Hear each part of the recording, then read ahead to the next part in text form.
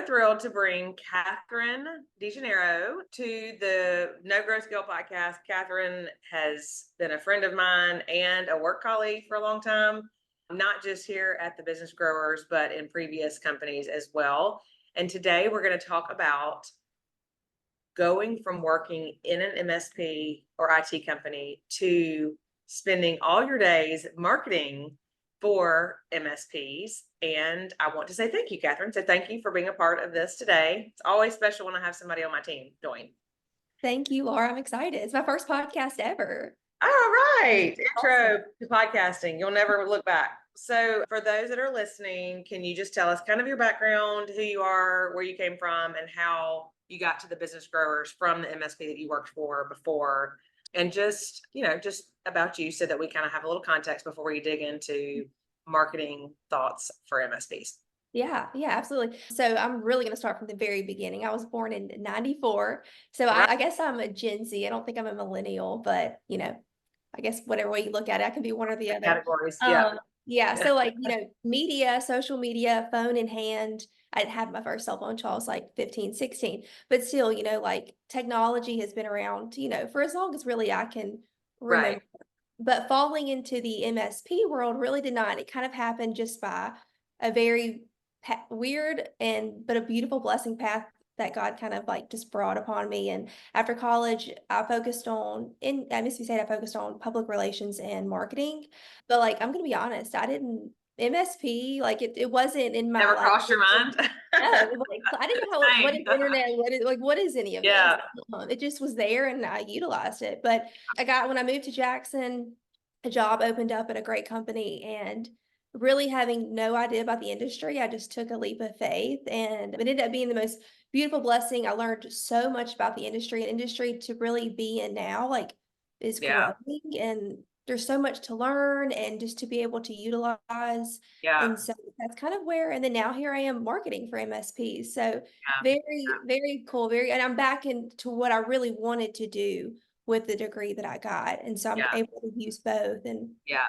And actually, I feel like I learned it out of my girls group that graduated from college. I feel like it is kind of unusual to continue working in the degree that you studied. So that's right. it's not as common as you would think. So I'm really glad that you're taking all that you learned. But also, I feel like to be able to be really successful at what you do, you take what you learn educationally, but you also have to mix it with what you learn in the real world, which is, I think, where you probably, of course, I can't say which, but probably gained the most hands-on experience for sure. So let's talk about, the audience that you are targeting.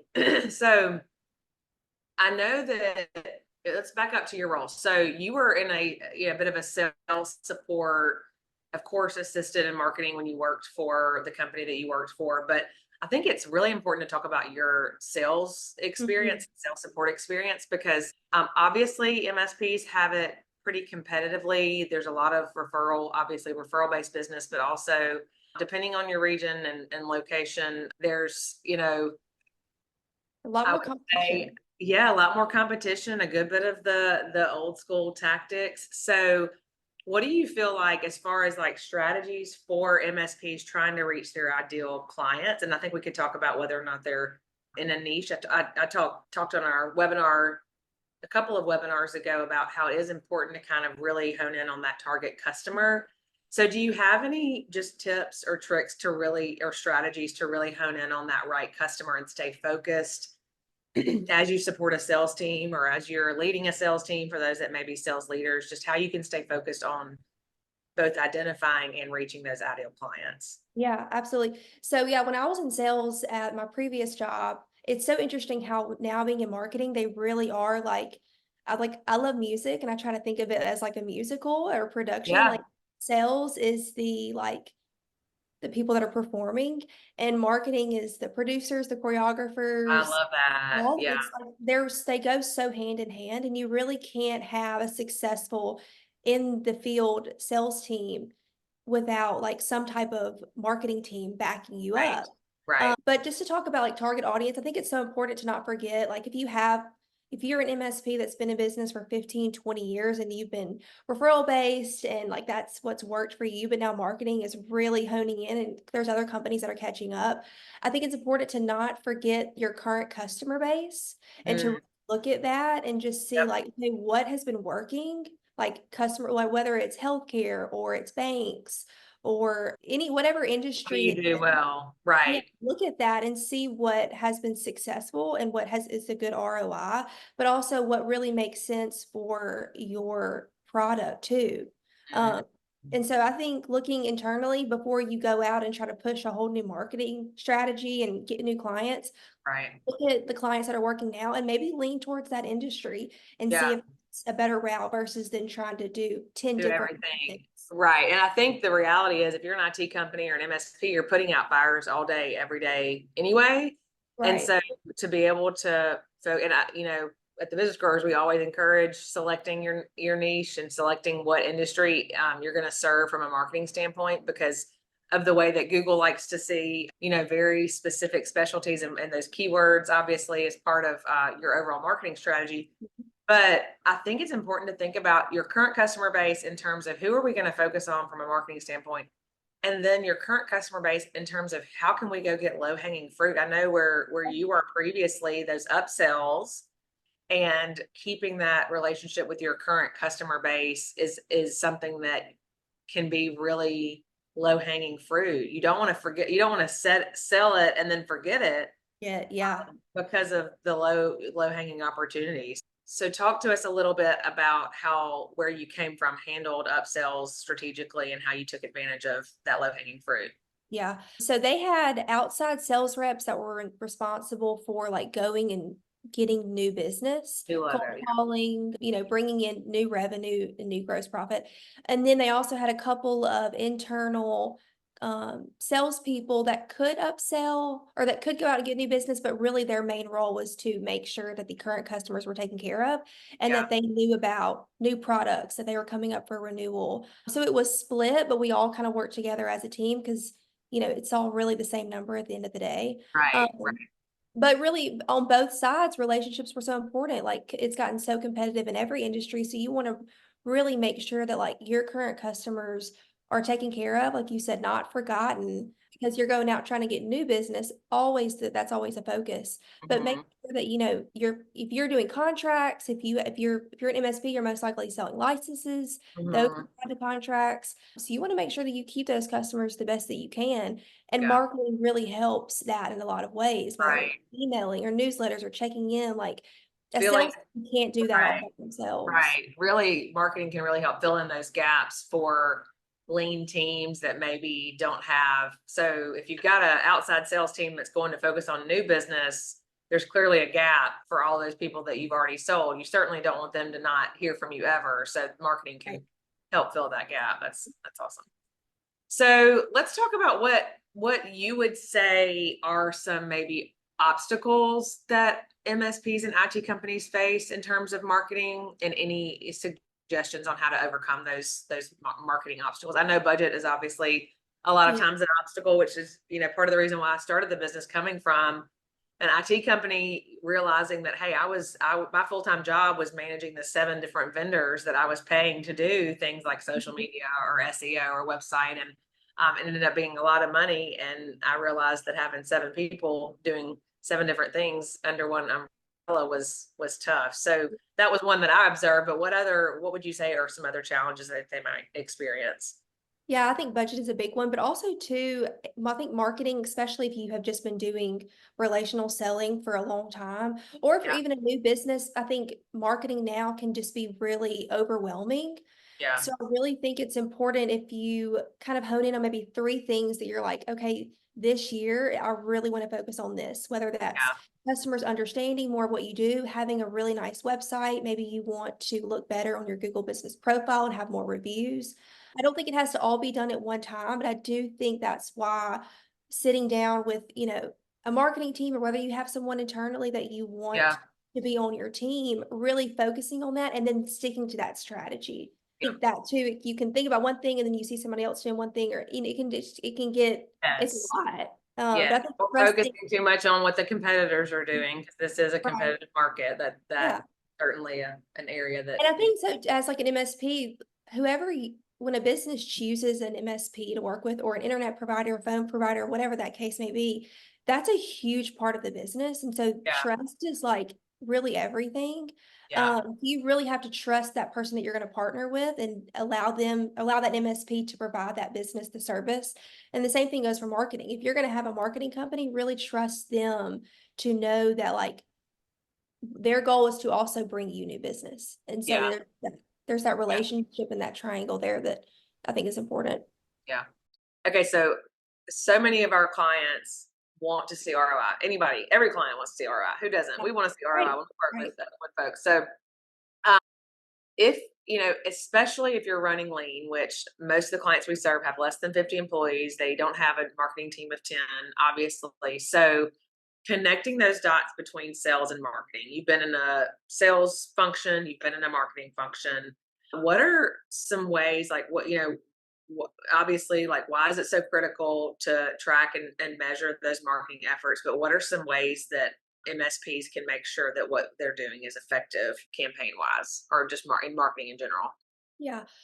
So this was another thing coming from sales to marketing from my previous job. Like we were looking at numbers all the time. All the time, You know, right? like how many calls were we making? How many meetings were we having? How many in person? So really like you kind of have to you really have to drill down and find that number. It's a little bit harder because ours takes a little bit more time, especially if we're building a new website. We're trying to gain increase on SEO. Right, But I think some of the MSPs, if you really want to go out and gain new people, advertising is something that we've really gotten into. That's just, where people are always seeing ads. You're always getting yep, that target. And so I yep, think if you really want to, in if you want something faster, I think looking at saying really want to be able to look at ROI, how many leads am I getting from these ads that I'm running? I right, think a good strategy to start with, whether that be Google, LinkedIn, but then you can yep, also really add like a relational component to that or educational component and have like a free download or offer a webinar right, or right, there's other ways than just pushing like book the meeting. You can right. really start to like plant those seeds And with build relationships, like doing that. what you've been doing for 20 years, but do it online. Yeah, Right, especially if you were say you're in Mississippi, but your product can go all the way to California, like, if right. you and you're not that's not, that's Nobody's gonna have heard of you there. You're right, starting so, at ground zero. Yeah, yes, there is a way to make relationships, but also look at ROI and numbers with marketing, and I think yeah, that's a really beautiful part of the digital right, world that we're in now. right. And what I love, and a lot of our clients, obviously are wary of, we don't want to spam people. We don't want to do any sort of like email campaigns or whatever that might give us any sort of negative.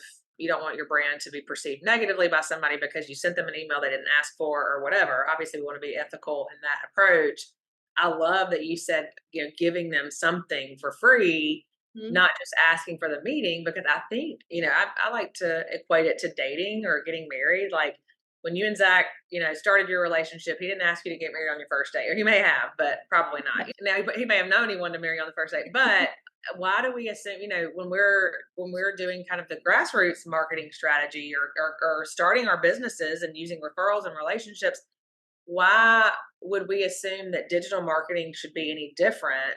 Mhm. Why do we feel like we're going to go to a booked meeting from nothing? And a lot of these smaller MSPs, they may be well known by their in their little inner circles, but they're not well known in a big city that's Yeah. 6 hours away. So I think that doing that educational approach where you're giving something for an email address and they've given you their email address because you offered something valuable to them, that to me is like that digital handshake. Like, here, I'm giving you this, you're giving me this, and Right, yeah, and then if you're you have a sales team to build on top of that, they can really start to build that relationship by if they're calling saying, "We exactly. know that we sent you this, were you able to did you have any questions?" Just kind of inquiring, which I understand takes whether your sales team is looking at it monthly or quarterly, it is a lot of time in your day, but I promise that, like, if you're consistent as a sales team and you're Yes. consistent with a marketing team, those Yes. leads will come, and then if you Right. build on top of it your testimonials, your customer reviews, Oh, you're yes. able Let's to talk about generate testimonials for a second. So what if, we're an MSP and we're not marketing savvy and we don't have a digital marketing team, and how do we grassroots, or how do we DIY that testimonial? Because we know it's important. Is that something that can be done without a full marketing team? I believe testimonials are one of the number one things you can do. So this is not planned, but you've got some video skills. So what are some ways that maybe we could take advantage of those video testimonials for clients? Uh, Yeah. Absolutely. Well, yeah, I mean, if you're on social media is a free platform. If you have someone that's the face of your company that, has a really that just is good in front of the camera, utilize that time to be like, hey guys, we've gotten, or even to ask for a review or even share a yes. review. You could even ask that client to come and be a part of the video and share a testimonial in person. Yeah. Um, I love I that. And you don't need fancy equipment. You just need this really bad boy. don't. You Yeah. really don't. Yeah, I mean, there's so many like templates out there, and there's a lot of free resources online if you just Yeah. wanted to start there and just even build up a platform on social media that has a presence, and then relate that later to your website and have your reviews on your website, have testimonials there. It's all important, but I do think starting small, if you're wanting to, and you can do that online with social media, it's a free platform. Right. Um, And but yeah. it doesn't have to be overly produced or overwhelming. Just grab Yeah. your cell phone, grab a client, or ask a client to grab a cell phone and video themselves for 20 seconds and Yeah. do it for you. But I do think if you're gonna do that, be consistent. Do try to do Yes. it a week, do one and even ask people like, "Hey, will you write me a review?" I'll if you've got I don't know, if you've got some free swag you can give them or even there's lots of ways you can continue to show the importance of Right. your business with their referral, Right. and And utilizing the resource. and the good thing about MSPs that I think is unique to this industry is that 9 times out of 10, if you have built a relationship with a customer and you do good work, they're not going anywhere. Right, yeah. It's too much risk for them to take all of their IT or all of their email and whatever. You support them in a way that's so hard to get out of, Mhm. that, you know, They don't asking look anywhere for a else. testimonial it seems like would be, for the most part, what customers are happy and what aren't, Mhm. who's not. So that, I think that utilizing, I mean, in most cases, these MSPs have saved, the butts of our of their client base so many times from a Yeah, security standpoint or yeah. backup files or whatever. So I would say, to add on to that, just think of different ways that you have really come through for your client and ask them to speak specifically about that. Without Um, those scenarios, yeah, for yeah. sure. Especially if you're trying to tap into that same industry, don't if whether you have a clinic that you have been running for 5 Yes. years, like, talk ab even make it a story. Talk about, like, "Hey, here's where we were when we first started, like, and Yeah. how much we've grown together, what we've done together, how many new employees they've added, and how Love you it. support them." You can utilize that to grow into new markets. Love that. Yes, I love that. So, and that's another, I guess, piece of advice is, if you're targeting one industry, don't have 10 other industries represented in testimonials on your site. Like, make sure you have testimonials to back up the industry that Yeah, you choose. right. Yeah, that's right. I love it. Well, okay. So, do you have any just like words of wisdom, pieces of advice? If you were to have your last conversation with the MSP who is about to start on digital marketing journey, what would your one tip be? I think and this is kind of something I've learned from you, Laura, but if you confuse, you lose. Yes. I Yeah. think it's And best it's to easy to confuse in tech. Yeah. That's so easy. Donald Yeah. Miller. Yeah. Yeah. So if it's a package that you sell or if it's you figure out the product part and make that simple for someone to like Yeah. understand so they know exactly what they're getting. But then also really understand like yourself as a company. What's your vision? What's your mission statement? What's your purpose? And Yeah. so sometimes I really think that even if you've been in 20 years, it is okay to rethink your business as a whole and be like, okay, why are we doing what we're doing? Yeah. So I would leave if I had a conversation with someone, I would say, "Hey, give me your 30-second what is your company?" Like, Yeah. Elevator pitch or whatever. and some people get really stumped on that, and they don't know because they've been doing it for so long, or they just think people understand what they do, and if Right. they don't understand, that's gonna be really hard to trust to have that Right. relationship and that partnership as a business. Right. So good. Well, thank you, Catherine. You're the best of the best. I tell you all the time. We're so grateful to have you at the Business Growers. I love that we have real people who have worked in MSPs that can add value to our clients every day.